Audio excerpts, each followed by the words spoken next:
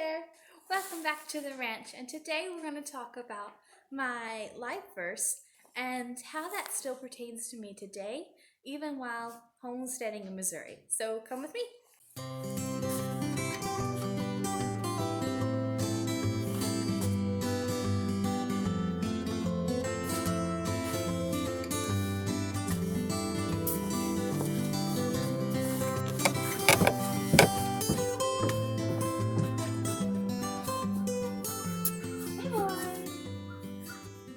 It all started back when I lived in Washington, and we would always have these dreary, rainy days in the 40s or 50s, and it was just drizzly most of the time. And one of the days we happened to be going to Costco with a big family. We were always heading there, it seemed like. And there was this amazing, friendly guy that always stood outside the Costco doors. You know, you have to have your little membership card to get in there. And he was there to make sure you're a member before you came in. But when he was standing there, he would sing praise songs and in this little overhang area, and it would have an amazing echoey effect to his voice, and it was beautiful. It was always my favorite days to go to Costco when that guy was there, because he was always singing, and it made me so happy.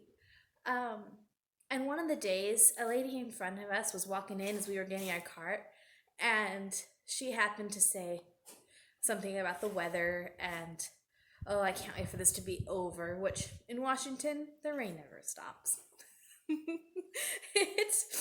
But really, it's always there. She was saying something about how she was hoping for a sunnier day. And he looked her right back in the eyes and said, "This is the day that the Lord has made. Let us rejoice and be glad in it." And went right back to doing what he was doing, checking other people's cards, and by then she'd walked past. And that has made an impression on me since I was teeny tiny. And since then, that has been my life's verse to live by. I have since then gone back and found that in the book of Psalms, chapter 118, verse 24, that's where he pulled that scripture from. It says, "This is the day that the Lord has made. Let us rejoice and be glad in it." And I thought, yes, of course. God has put us where you are standing right now, where I'm standing right now, which I happen to be in my very happiest place. But this is a day that the Lord has made for us, for you. This is a day that the Lord has made. And so let's rejoice and be glad in that we are living and we are doing God's work for Him where He's placed us. And let's just be glad in where He's put us today. And since then, of course, we've still had days where I'd rather not be hauling 5-gallon buckets of water from the house down to the barn again for the fourth time that day. But this is the day that the Lord has made, so I'm going to choose to rejoice in it. And I'd like to invite you today to choose to rejoice in where you're at.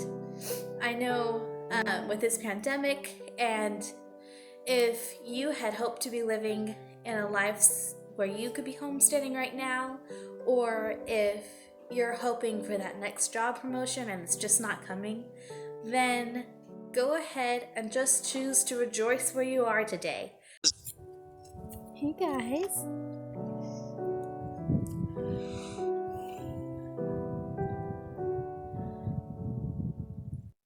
So since then, when we lived in Washington and the pasture was so full of mud, it was over my boots that came up to my knees, and we were swimming out to the horses to give them their things, and we were coming up with solutions for that mud. And then God took us from that place where we were having to do extreme renovations to the pasture, he stopped us right at the right stopping point and took us to Missouri. He stopped us right in a place where we were able to sell the property without having a permanent horse fixture in place, which was great for the next people that moved in. And since coming to Missouri, we haven't had nearly as much mud, and I've been so thankful for that. Since taking that verse to heart, I have stopped and chosen to rejoice in where God's placed me, in the day that I'm living in right then. And it has brought so much joy to my life. Right now, you're looking at me in front of our last haul of hay, hopefully, through the end of the year. This hay is going to last us, if we don't get any more animals, it should last us till next haying season, which I'm so thankful to have a barn to be able to hold this many bales. Where we lived before, I could only hold 21.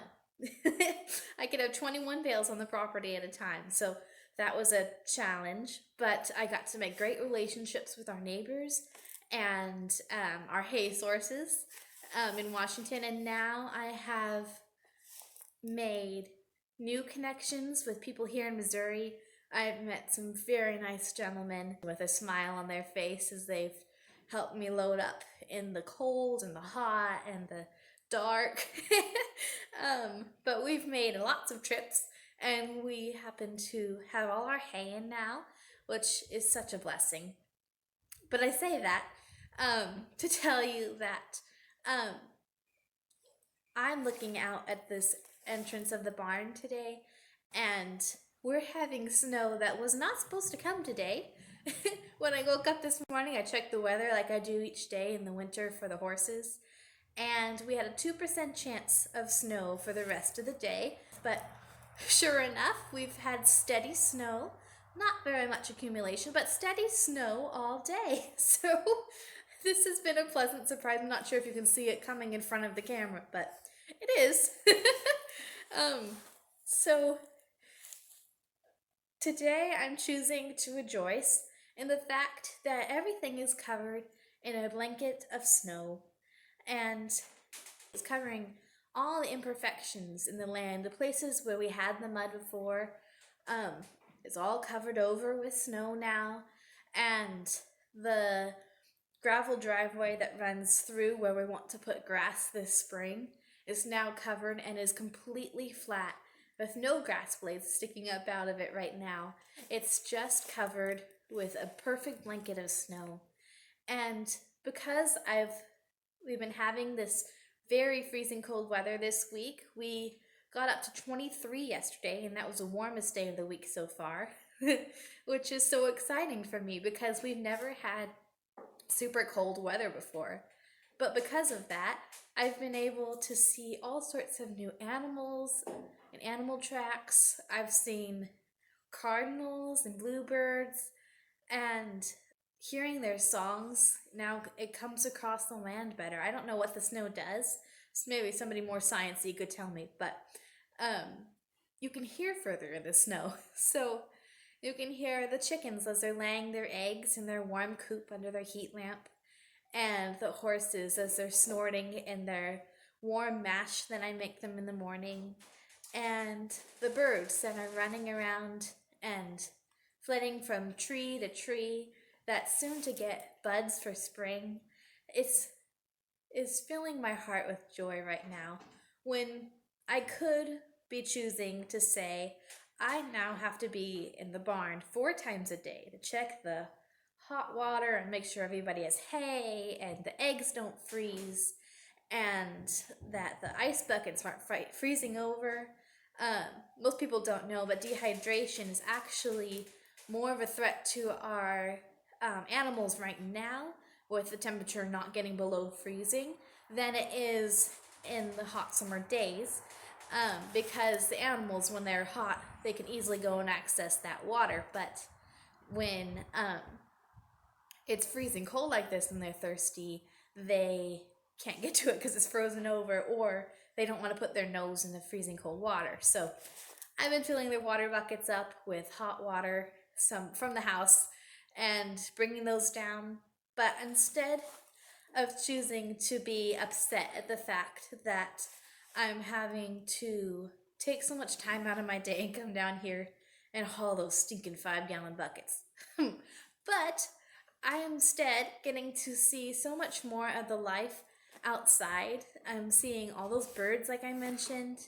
The chickens and ducks are so happy when I come to see them now because they always know I have a warm treat for them. And the horses stick their noses over their stall door at me and they give me a winning because I know I'm bringing the warm water for them to melt the icicles off their whiskers.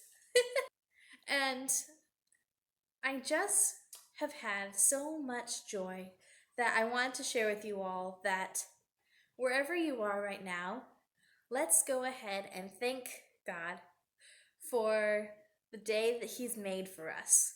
Whether your day that He's made for you right now is 60 degrees and sunny, or 45 and drizzly rain, or maybe you're like us and you're not getting above 20 and the lows for the night might be in the negative numbers. I don't know where you're at right now, but I want you to have hope that there's always a new day coming. His mercies are new each morning, and that this is a day that the Lord has made. So let's choose to rejoice and be glad in it. That's all I had to say for today, guys. So thanks for joining me. If you like these life lessons on the ranch, go ahead and like this video so I know this is something that you enjoy. And subscribe so that way you can see more of what's going on in the ranch. So enjoy more of these clips ahead, as these are all parts of the things that I'm rejoicing in today.